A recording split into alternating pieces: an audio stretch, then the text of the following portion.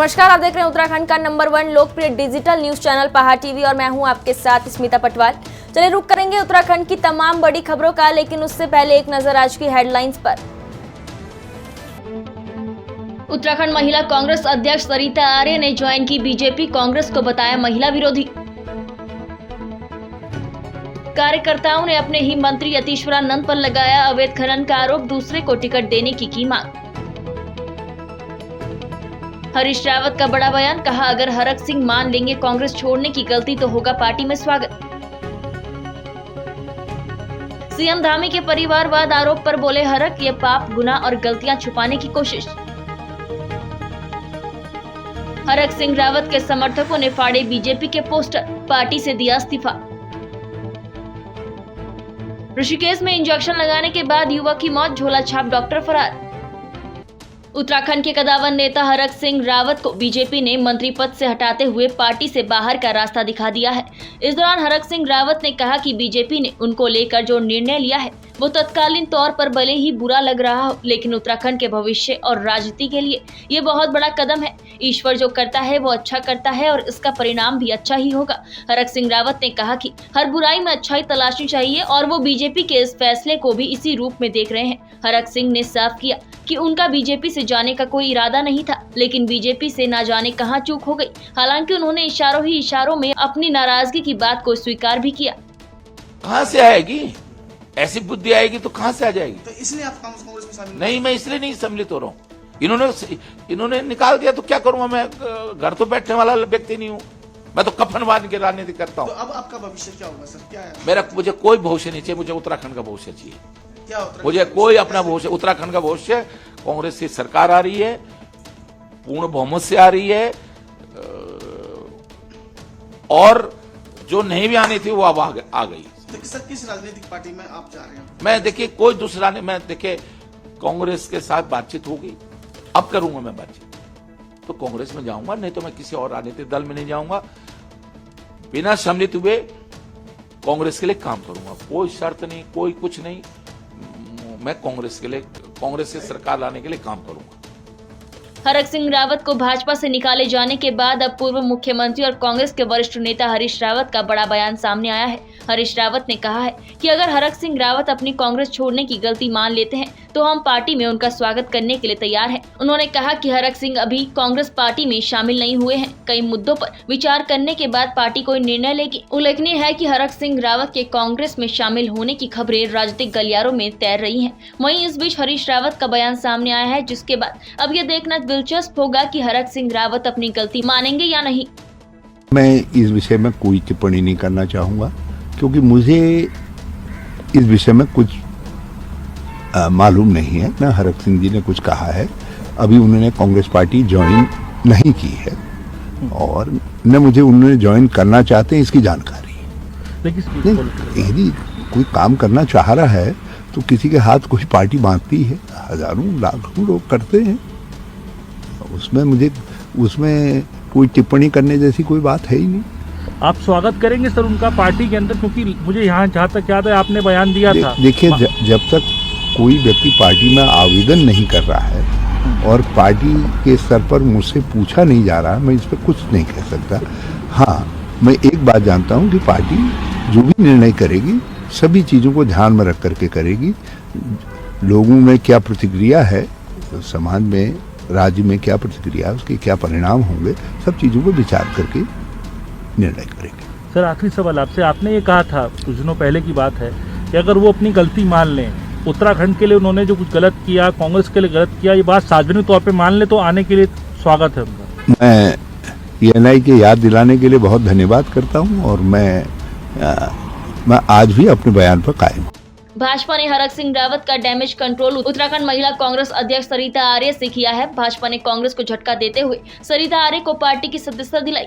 सरिता आर्य ने कल 17 जनवरी की दोपहर भाजपा मुख्यालय पहुंचकर भाजपा की सदस्यता ली। भाजपा कांग्रेस अध्यक्ष मदन कौशिक ने सरिता आर्य को भाजपा की सदस्यता दिलाई। गौरतलब है कि सरिता आर्य ने उत्तर प्रदेश की तर्ज पर महिलाओं को उत्तराखंड विधानसभा चुनाव 2022 में 40% टिकट देने की मांग की थी। महिला कांग्रेस की प्रदेश अध्यक्ष सरिता आर्य के पद पर रहते हुए उन्होंने महिलाओं को राजनीति में सम्मानजनक भागीदारी दिए जाने की मांग की थी, लेकिन कांग्रेस की ओर से उनका टिकट काटे जाने की अटकलें लगातार सामने आ रही थी। हरक सिंह रावत को बीजेपी से निकाले जाने के बाद हरक सिंह के समर्थकों के बीच भी असर दिखने लगा है। हरिद्वार में मंडी समिति के पूर्व अध्यक्ष और हरक सिंह रावत के खास रहे संजय चोपड़ा ने भी बीजेपी से इस्तीफा दे दिया है। पत्रकारों से बात करते हुए संजय चोपड़ा ने कहा कि पार्टी ने हरक सिंह रावत का अपमान किया है और आगे हरक सिंह रावत जो भी फैसला लेंगे उसमें वे उनके साथ खड़े रहेंगे। आपको बता दें कि 2016 में संजय चोपड़ा भी हरक सिंह के साथ कांग्रेस छोड़कर बीजेपी में शामिल हुए थे। क्या चल रहा है? तो जिस प्रकार से हमारे नेता को अपमानित करने का प्रयास किया गया रावत जी को, निश्चित रूप से हम उसकी घोर निंदा करते हैं। आज मैं श्रम बोर्ड का सदस्य हूं, जिसमें शासन के प्रमुख सचिव जो है हमारे चेयरमैन होते हैं। मैं श्रम बोर्ड से भी आज इस्तीफा दे रहा हूं और भारतीय जनता पार्टी के जितने भी हमारे पास मेरे को कृषि सामंती सदस्य जिम्मेदारी दी गई थी, उससे भी मैं अपने आप को पदमुक्त मानता हूं। और अब हम जो भी रावत जी निर्णय लेंगे, जो भी डॉक्टर हरक सिंह रावत जी निर्णय लेंगे, उस निर्णय के साथ होंगे और एकजुटता के साथ होंगे और शक्तिशाली साथ होंगे। और हम बता देंगे कि जिस प्रकार से हमने जो है पूर्व में जब कार्य कर जो है हमने भारतीय जनता पार्टी को जिस प्रकार से मजबूत करने का काम किया था, अब हम जैसे ही रावत जी जो भी निर्णय लेंगे, कल लें, आज लें, परसों लें, तरसों लें, जब भी लेंगे, जो भी निर्णय लेंगे, हम डॉक्टर हरक सिंह रावत जी के साथ हैं और भारतीय जनता पार्टी को आज से नमस्ते। विधानसभा चुनाव के चलते इन दिनों सभी राजनीतिक दलों में उथल पुथल मची हुई है, जिसके चलते कल 17 जनवरी को कांग्रेस महिला प्रदेश अध्यक्ष सरिता आर्य ने भाजपा का दामन थाम लिया है, जिसको लेकर कांग्रेस प्रदेश प्रवक्ता गरिमा मेहरा दसोनी ने कड़ी प्रतिक्रिया देते हुए कहा कि सरिता आर्य को कांग्रेस ने सम्मान दिया जिसको वो संभाल नहीं पाई और सिर्फ टिकट पाना उनका ध्येय है। कि कांग्रेस क्या संभालना चाहती है और क्या नहीं संभालना चाहती है। हो सकता है कांग्रेस संभालना ही ना चाहती हो।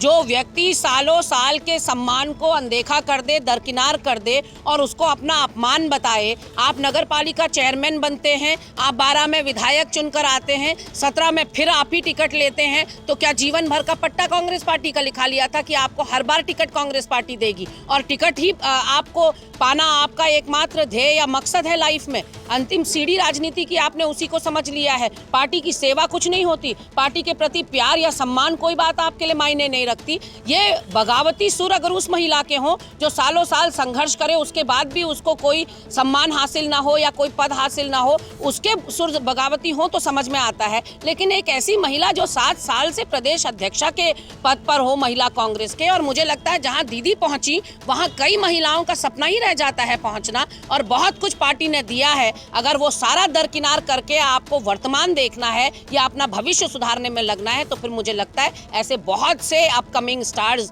हमारी पार्टी में हैं और कोई महिलाओं की कमी या काबिल महिलाओं की कमी कांग्रेस पार्टी में नहीं है। आपको आपके सुनहरे भविष्य की अग्रिम शुभकामनाएं देती। महिला कांग्रेस की प्रदेश अध्यक्ष श्रीमती सरिता आर्य, जो हमारी पूर्व विधायक भी रही हैं और वर्तमान में महिला कांग्रेस की प्रदेश की अध्यक्षा हैं, पार्टी विरोधी गतिविधियों के आरोप में पार्टी ने गहन विचार विमर्श करने के बाद उनको पार्टी की प्राथमिक सदस्यता और महिला कांग्रेस की अध्यक्ष पद से मुक्त करते हुए पार्टी की प्राथमिक सदस्यता से 6 वर्ष के लिए निष्कासित किया जा रहा है। उत्तराखंड कांग्रेस के पूर्व प्रदेश प्रवक्ता सूरज नेगी ने विधानसभा चुनाव में राज्य में भाजपा का सफाया होने की बात कहते हुए कहा कि अब राज्य में भाजपा का जहाज डूबने वाला है।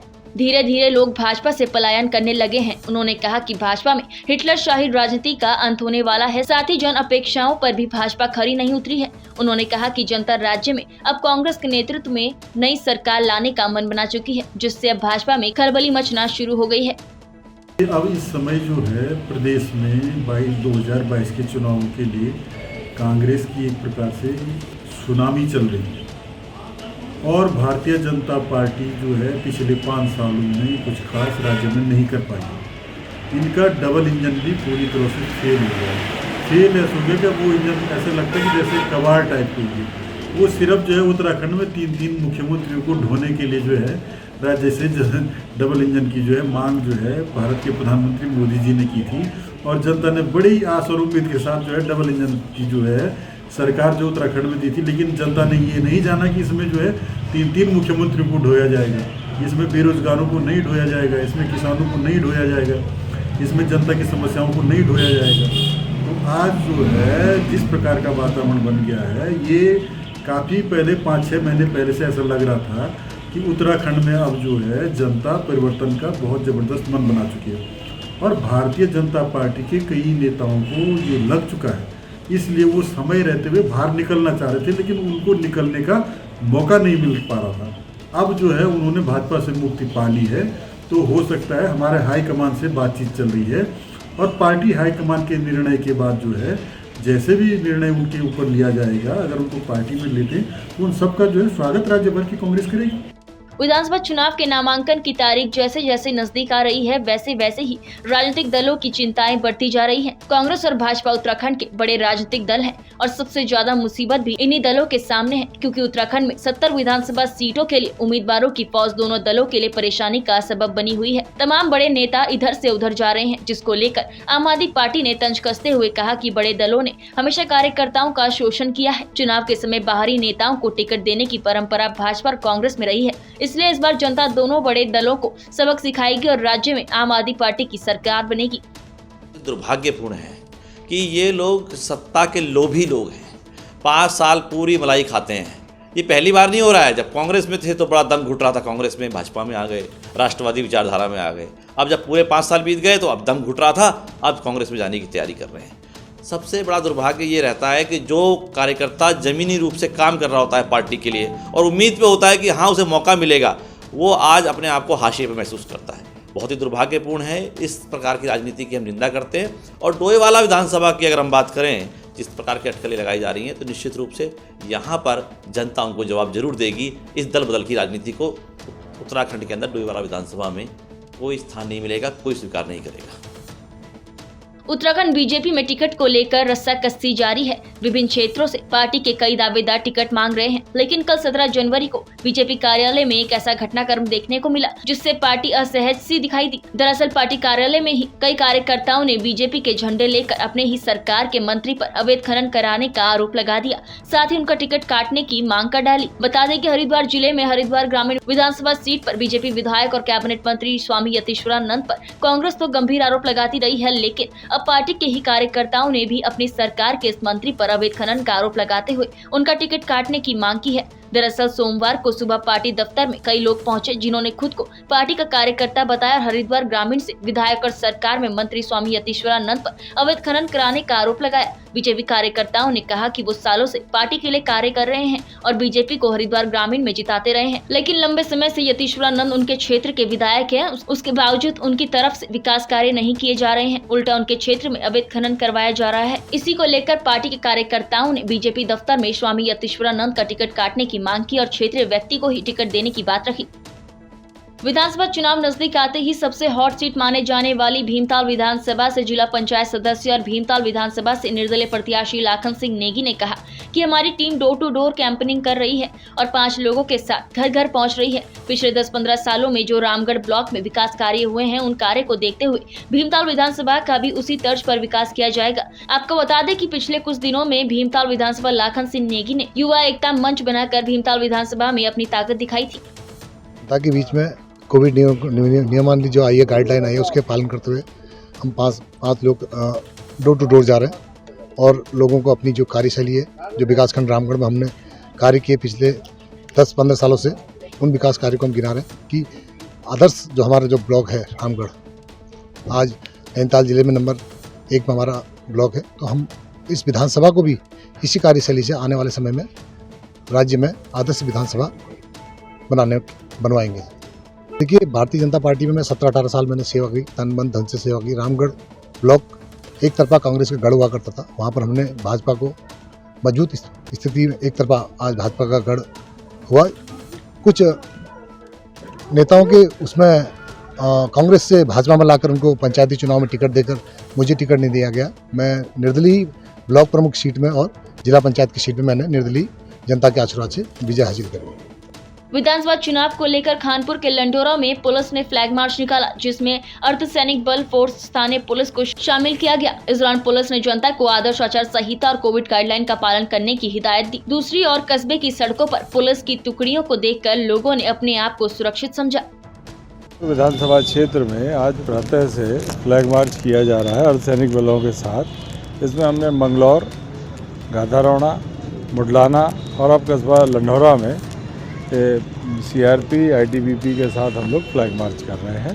और सभी जितने भी वो हैं नागरिक हैं उनसे आदर्श आचार संहिता का पालन करने व कोविड प्रोटोकॉल का पालन करने का भी अनुरोध किया जा रहा है।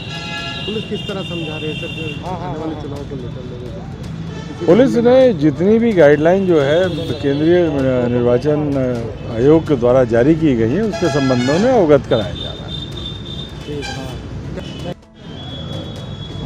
चुनाव आयोग द्वारा दिए गए हैं कि हमें चुनाव में मतदान में भाग भी लेना है और साथ ही साथ जो ये महामारी का समय चल रहा है उसमें कोविड का जो प्रोटोकॉल है उसका भी पालन। उत्तराखंड टैक्सी मैक्सी महासंघ के प्रदेश अध्यक्ष सुंदर सिंह पंवार ने उत्तराखंड परिवहन आयुक्त को पत्र लिखकर चुनाव को लेकर जिला प्रशासन और परिवहन विभाग के द्वारा कम किराए में वाहन मुहैया कराए जाने को लेकर असहमति जताई है। उन्होंने कहा कि 2016 से जिला प्रशासन और परिवहन विभाग द्वारा चुनाव के समय पर अधिकृत की जाने वाले वाहनों का किराया आज के समय पर उसी दर से दिया जा रहा है जो बहुत कम है। वहीं चालकों को भी किसी प्रकार की सुविधाएं उपलब्ध नहीं हो पाती है, जिससे वाहन संचालकों के साथ चालकों में भारी आक्रोश व्याप्त है।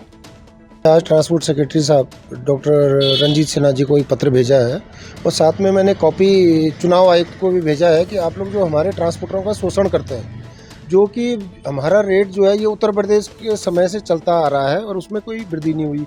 मैंने 4 साल पहले भी इनसे आग्रह किया था, मैंने प्रत्यावेदन दिया था कि रेट में बढ़ोतरी हो तो हमारे ट्रांसपोर्टर भी गाड़ी देने में कोई आपत्ति नहीं है। और अगर हम लोग सहयोग नहीं करेगा तो कौन करेगा? हम भी सरकार को सहयोग करना चाहते हैं, मगर हमारी मजबूरी है कि मेरे ड्राइवर कई जगह गाड़ियों में सो रहे हैं। मैं परसों मैंने फ़ोटो दिया हिंदुस्तान टाइम्स में, ड्राइवर गाड़ी में सो रहे हैं। इतनी ठंड है, इतनी ठंड में कौन सो सकता है गाड़ी में? कोई मर गया कौन जिम्मेदार होगा? सरकार जिम्मेदारी ले तो। और दूसरी बात, सबसे बड़ी बात ये है कि हमारे जो ड्राइवर चुनाव ड्यूटी में जाते हैं उनको मत देने का अधिकार ही नहीं है। तुम तो बिल्कुल संविधान का उल्लंघन कर रहे हो कि हमारा ड्राइवर एक मत ही न दे सके। मैंने आग्रह किया था पहले भी और आज भी मैंने इस पत्र में आग्रह किया कि इनको जो है जिस प्रकार से आपके जो राज्य कर्मचारी वो जो है बैलेट पेपर के माध्यम से मत देते हैं, वैसे हमारा ड्राइवर भी दे। और हमारे ड्राइवर को राज्य कर्मचारी के तौर पे उसको जब तक वो चुनाव ड्यूटी में, उसकी पूरी जिम्मेदारी सरकार ले। उसको कभी कुछ हो, कभी उसका स्वास्थ्य खराब, जैसे कोरोना है, उसकी जिम्मेदारी सरकार ले कि अगर इसको कोरोना हो गया, कुछ हो गया तो उसकी जिम्मेदारी पूरा सरकार उसका वहन करे। और हमारे रेट के लिए भी वैसे ट्रांसपोर्ट सेक्रेटरी साहब से मेरे टेलीफोन पे साहब का मुझे अभी मैसेज आया है कि अपना रेट दे दो। और हमारे कुछ लोग अभी देहरादून आरटीओ में भी मीटिंग चल रही है, उसमें भी अभी रेट दे रहे हैं। मैंने अभी रेट भेजा है साहब को, तो शायद मेरे को लगता है कि कुछ ना कुछ हमारे फेवर में करेंगे। मगर ये पहले कर देना चाहिए था, आज से पहले, क्योंकि लोग इतने पीड़ित हैं। हमारे लोग गाड़ियाँ लोग छुपा रहे हैं, गाड़ियाँ देने के तैयार नहीं है, कई अखबारों में आ रहा। वो इसी कारण है कि तुम कहीं की परसों अभी पिछले हफ्ते इन्होंने गुत्तू घनसाली की गाड़ी, जो गुत्तू बिल्कुल इंटीरियर इलाका है, वहाँ की गाड़ी ऋषिकेश में ड्यूटी लगा दी। वो 300 किलोमीटर वहाँ से यहाँ आएगा ड्यूटी करने के लिए, तो कोई तर्क संगत नहीं है। भाई जहाँ की गाड़ी है उसको अगर देहरादून की गाड़ी देहरादून में पकड़ी जाए, टिहरी की गाड़ी को टिहरी में दिया जाए, चमोली को चमोली में दिया जाए, तो हमारे ट्रांसपोर्टरों को काम करने में कोई आपत्ति नहीं, मगर रेट जरूर बढ़ाया जाए। आगामी विधानसभा चुनाव को शांतिपूर्ण ढंग से संपन्न कराने को लेकर पुलिस और अर्धसैनिक बलों के जवानों ने सोमेश्वर विधानसभा के ताकुला में एसओ अजेंद्र प्रसाद के नेतृत्व में उत्तराखंड पुलिस, पीएससी, आईटीबीपी के जवानों ने ताकुला बाजार, बसोली, कफड़ खान आदि क्षेत्रों में फ्लैग मार्च निकालकर ग्रामीणों को जागरूक किया। सुरक्षा बलों के जवानों ने आदर्श आचार संहिता का पालन करने, मतदान में अवश्य भाग लेने, निष्पक्ष और निडर होकर मतदान करने, निर्वाचन आयोग के दिशा निर्देशों का पालन करने, कोविड-19 की गाइडलाइन का पालन करने और शांति व्यवस्था बनाए रखने की अपील की। ऋषिकेश स्थित मुन्नी की रेती थाना अंतर्गत शीशम झाड़ी क्षेत्र में एक झोलाछाप डॉक्टर के इलाज से ऑटो ड्राइवर की मौत का मामला सामने आया है। परिजनों ने बेटे की मौत पर झोलाछाप के क्लिनिक में जमकर तोड़फोड़ की, जिसके बाद झोलाछाप डॉक्टर क्लिनिक में ताला लगाकर मौके से फरार हो गया। वहीं पुलिस ने शव को कब्जे में लेकर पोस्टमार्टम के लिए एम्स ऋषिकेश भेज दिया है। परिजनों के मुताबिक कल 17 जनवरी की सुबह सुनील पाल के पेट में अचानक दर्द हुआ। इलाज के लिए परिजन सुनील को लेकर पास में ही क्लिनिक चलाने वाले और कथित बंगाली डॉक्टर के पास पहुंचे। क्लिनिक में पीड़ित को दवाई और 2 इंजेक्शन लगाए गए। परिजनों का आरोप है कि इंजेक्शन लगाने की कुछ देर बाद ही सुनील की तबीयत ज्यादा खराब हो गई। नेशनल विंटर गेम्स के लिए उत्तराखंड स्कीइंग टीम का राज्य स्तरीय ट्रायल कल 17 जनवरी को संपन्न हो गया है। उत्तराखंड के विंटर डेस्टिनी ओली की मेजबानी में 7 से 9 फरवरी 2022 तक प्रस्तावित नेशनल विंटर गेम्स में प्रदेश की टीम में जगह बनाने के लिए पुरुष और महिला वर्ग की 7 कैटेगरी में 55 प्रतिभागियों ने ओली की अंतर्राष्ट्रीय नंदा देवी स्की ढलान पर अपने रफ्तार और रोमांच के साथ बेहतर टाइमिंग के लिए स्की स्लोप पर खूब पसीना बहा है। ट्रायल में बेस्ट टाइम देकर राज्य टीम में अपना स्थान बनाने वाले सभी प्रतिभागी एथलीटों को प्रोत्साहित करने के लिए DIG यशपाल सिंह, भारतीय स्कीइंग एंड पर्वतारोहण संस्थान ITBP ओली और स्की एसोसिएशन चमोली के अध्यक्ष विवेक पंवार द्वारा मेडल प्रदान कर सम्मानित किया गया। इस मौके पर सभी प्रतिभागियों के साथ इंटरनेशनल स्कीइंग क्वीन प्रीति ढिमरी ने अपना अनुभव साझा किया। जैसा कि कल हमारा स्टेट लेवल पे एक छोटा सा प्रोग्राम हुआ था, उसमें मैं गोल्ड मेडल लेके आई हूँ और मुझे उम्मीद है कि मैं नेशनल्स में भी अब की बार उत्तराखंड को गोल्ड दिलाने की कोशिश करूँ। मैंने गोल्ड मेडल लिया है, नेशनल में भी गोल्ड मेडल आया मेरा। उत्तराखंड स्टेट लेवल पर ट्रायल हुआ था जिससे मेरे को गोल्ड मेडल मिला है। मेरी यही कोशिश रहेगी कि मैं नेशनल में भी उत्तराखंड के लिए गोल्ड मेडल। और जो पिछले कल हमारा ट्रायल हुआ था स्टेट लेवल में नेशनल सिलेक्शन के लिए, तो आज उसका प्राइज डिस्ट्रीब्यूशन हुआ है जिसमें मुझे सिल्वर मिला है अंडर 18, जिसके लिए मैं बहुत खुश हूँ और प्रैक्टिस करूँगी और इस बार भी उत्तराखंड टीम के लिए गोल्ड लाने की कोशिश करूँगी। Thank you. ठीक बोला। उत्तराखंड की तमाम बड़ी खबरों में फिलहाल इतना ही। बाकी खबरों के लिए बने रहिए पहाड़ टीवी के साथ। नमस्कार।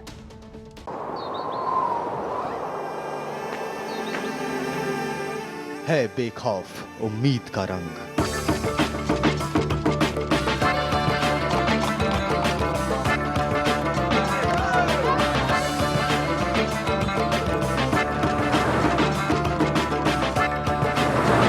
है आस्था भी।